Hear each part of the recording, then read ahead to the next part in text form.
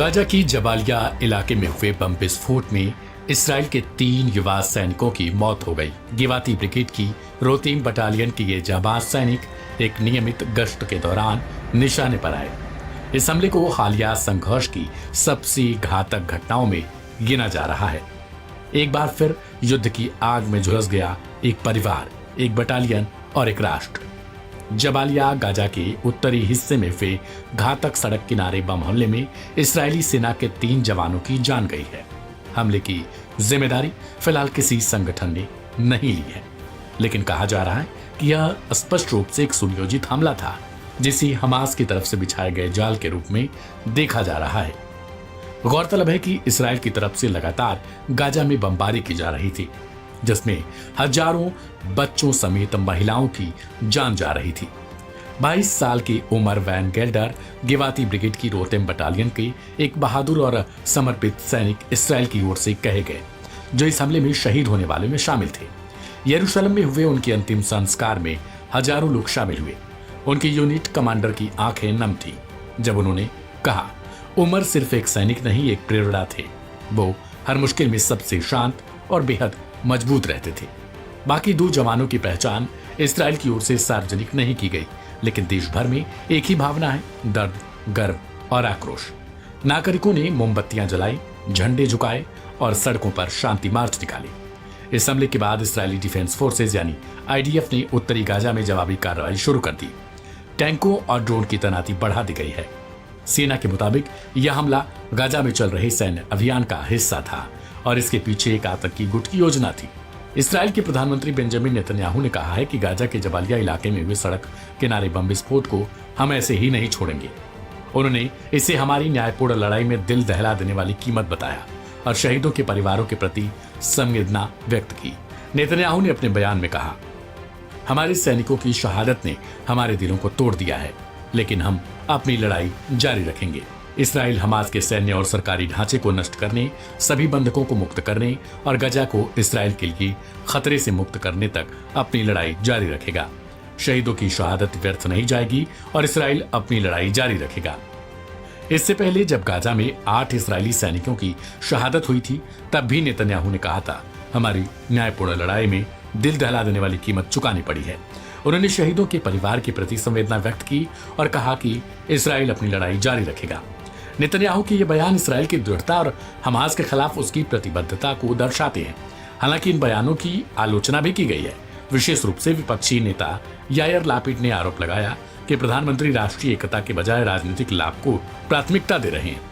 इस प्रकार नेतन्याहू के बयान इसराइल की सैन्य रणनीति और हमास के खिलाफ उसकी प्रतिबद्धता को स्पष्ट करते हैं, जबकि विपक्षी आलोचनाएं भी सामने आ रही हैं।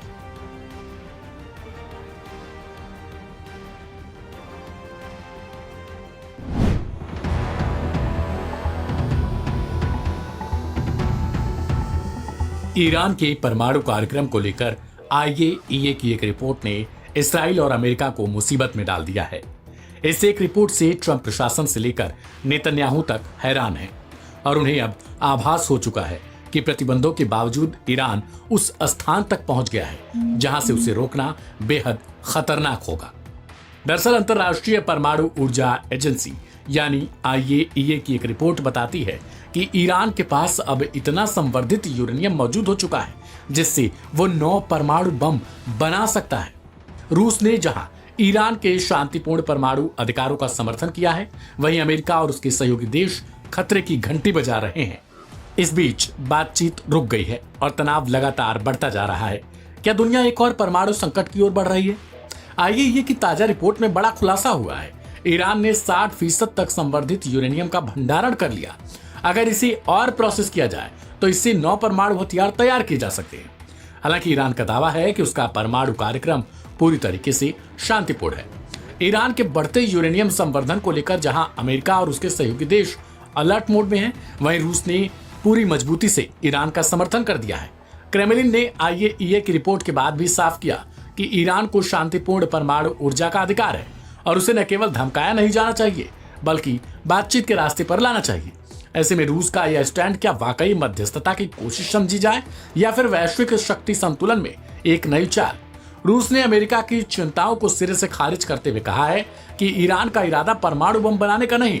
क्रेमलिन प्रवक्ता दिमित्री पेस्कोव ने दो टूक कहा है, ईरान का परमाणु कार्यक्रम पूरी तरीके से शांतिपूर्ण उद्देश्यों के लिए है। रूस यह स्पष्ट करना चाहता है कि ईरान के पास अंतर्राष्ट्रीय कानूनों के तहत परमाणु ऊर्जा के विकास का अधिकार है। अमेरिका और कुछ पश्चिमी देशों की आशंकाएं राजनीतिक रूप से प्रेरित हैं। हमें कोई संकेत नहीं मिला है कि ईरान परमाणु हथियार विकसित करना चाहता है। हमें इस मुद्दे को बिना उकसावे की बातचीत और कूटनीति से हल करना चाहिए। अमेरिकी राष्ट्रपति डोनाल्ड ट्रंप ने एक बार फिर से कहा है कि ईरान को यूरेनियम संवर्धन की इजाजत नहीं मिलनी चाहिए। ट्रंप का दो टूक संदेश, ईरान को कभी भी परमाणु हथियार नहीं मिल सकते। साल 2015 में हुए परमाणु समझौते JCPOA से अमेरिका 2018 में ट्रंप के नेतृत्व में बाहर निकल गया था। इसके बाद से रिश्ते लगातार बिगड़े हैं। ट्रंप प्रशासन की कोशिशें भी अब तक नाकाम रही है।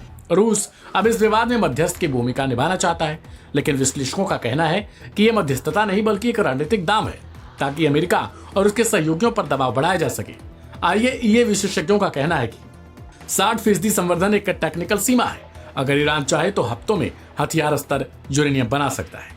दुनिया के सामने सवाल अब यही है, क्या ईरान को बातचीत की मेज पर लाया जा सकेगा या फिर बढ़ती अविश्वास की दीवार एक और युद्ध की नींव रखेगी। उम्मीद कूटनीति की है, लेकिन समय बेहद कम दिखाई दे रहा है।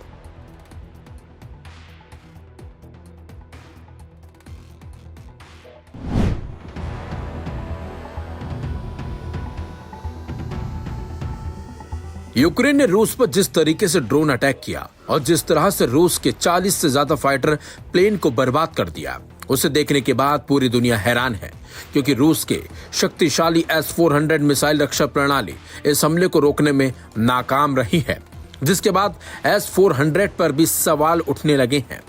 लेकिन जिस तरीके से एक बड़े और ताकतवर देश रूस को यूक्रेन ने झटका दिया है, उससे तो साफ हो गया है कि किसी भी देश और उसकी जंग लड़ने की प्रणाली को कमजोर नहीं समझा जाना चाहिए। लेकिन पिछले कुछ सालों में देखा गया है कि अब जंग करने के तरीकों में भी बड़ा बदलाव देखने को मिल रहा है। और अब हाल ही में इजराइल ने एक ऐसा कारनामा दिखाया है जो अभी तक अमेरिका, चीन और रूस जैसी महाशक्तियां भी नहीं कर पाई हैं। गाजा के साथ जंग के दौरान इजराइल ने लेजर हथियार का इस्तेमाल करते हुए दुश्मन के ड्रोन को मार गिराया है। ऐसा करने वाला इजराइल दुनिया का पहला देश भी बन गया है। बताया जा रहा है कि लेजर की मदद से दुश्मन के ड्रोन्स को मार गिराने वाला डिफेंस सिस्टम इजराइल में मौजूद रक्षा company Rafael Advance Defense Systems के जरिए बनाया गया है। हैरान कर देने वाले इस सिस्टम में एक तेज रोशनी की किरण दुश्मन के ड्रोन पर फोकस की जाती है। कुछ ही सेकंड में वो ड्रोन तबाह हो जाता है। अब हर किसी के जहन में सवाल उठ रहा है कि आखिर उस रोशनी में ऐसा क्या होता है कि ड्रोन गिर जाता है। तो आपको बता दें, उस लेजर वाली रोशनी में हीट होती है जो ड्रोन को जलाकर गिरा देती है। वहीं लेजर सिस्टम बनाने वाली कंपनी ने बताया कि इस जंग के दौरान एयरफोर्स के जवानों ने इस लेजर सिस्टम को मैदान में आजमाया और बहुत अच्छे नतीजे मिले, जिससे कई लोगों की जान बची और देश की संपत्ति सुरक्षित रही। इजराइल के रक्षा मंत्रालय के ब्रिगेडियर जनरल यहूदा एल मकाइस का कहना है कि यह पहली बार है जब इतनी ताकतवर लेजर किरण को असली जंग में इस्तेमाल किया गया और सफलता मिली। इस सिस्टम को बनाने वाली कंपनी ने इसका एक वीडियो भी शेयर किया है, जिसमें देखा जा सकता है कि कैसे लेजर किरण दुश्मन ड्रोन के पंख को जलाकर उसे नीचे गिरा देती है। इस तकनीक ने कम से कम 3 ड्रोन को मार गिराया है। इस ड्रोन की बनावट ऐसी थी जैसे ड्रोन इजराइल पर हमास, हिजबुल्ला और यमन के हूती विद्रोहियों की तरफ से भेजे जाते हैं। इनका आकार क्रॉस की तरह होता है और पीछे वी शेप वाला टेल होता है। वहीं इजरायली सेना अब इस सिस्टम को अपने बड़े laser system network iron beam के साथ इस्तेमाल करने की तैयारी कर रही है।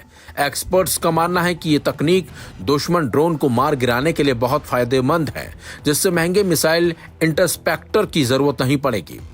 रूस पर यूक्रेन की तरफ से किए गए ड्रोन अटैक के बाद इजराइल ने जिस तरीके से अपने इस सिस्टम को दुनिया के सामने पेश किया, उससे तो साफ हो गया है कि इजराइल ने इस मामले में भी पूरी दुनिया को पीछे कर दिया है।